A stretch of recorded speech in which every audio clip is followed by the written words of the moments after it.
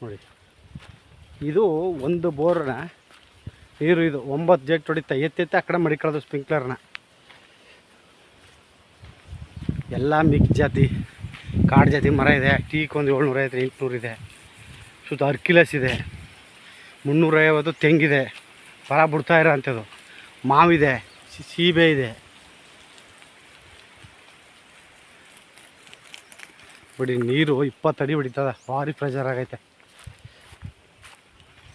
ನೋಡಿ. ಇವೆಲ್ಲವೇ ಒಳ್ಳೆ ಬೆಲೆ ಬಾಳ ಅಂತ ಮರಗಳು ನೋಡಿ. ಇದೇ ರೋಡು 9.5 ಎಕರೆ ಅಂದರೆ NH ಇಂದ ಒಂದು 3 ರಿಂದ 4 ಕಿಲೋಮೀಟ್ರಿಗೆ ಇರೋಂಥ 9.5 ಎಕರೆ ತೋಟ. 350 ತೆಂಗಿನ ಗಿಡ, 750 ಟೀಕು ನೋಡಿ. ಇದೆಲ್ಲ ಅರ್ಕಿಲೆಸ್ಸು ನೋಡಿ. ಅಡಿಕೆ ಇದು ಮಧ್ಯೆ ಅಡಿಕೆ ಇದೆ, ಕೆಲವು ಹೊಂಟೋಗಿದೆ, ಕೆಲವು ಇದೆ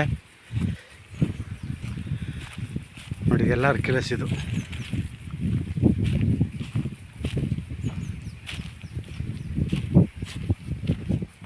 ನೋಡಿ ಇದೆಲ್ಲ ಸಣ್ಣ ಗಿಡಗಳು.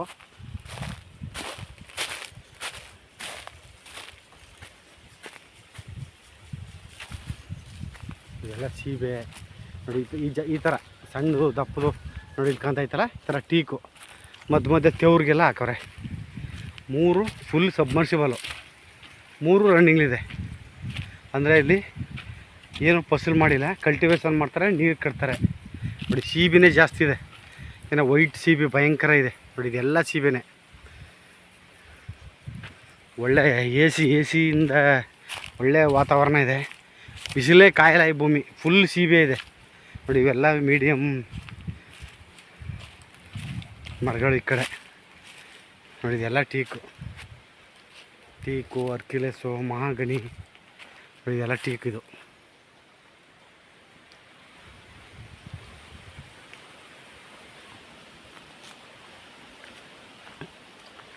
ಅಂದರೆ ಕೇವಲ ಒಂದು 10 ಮೀಟ್ರು ಬರಲ್ಲ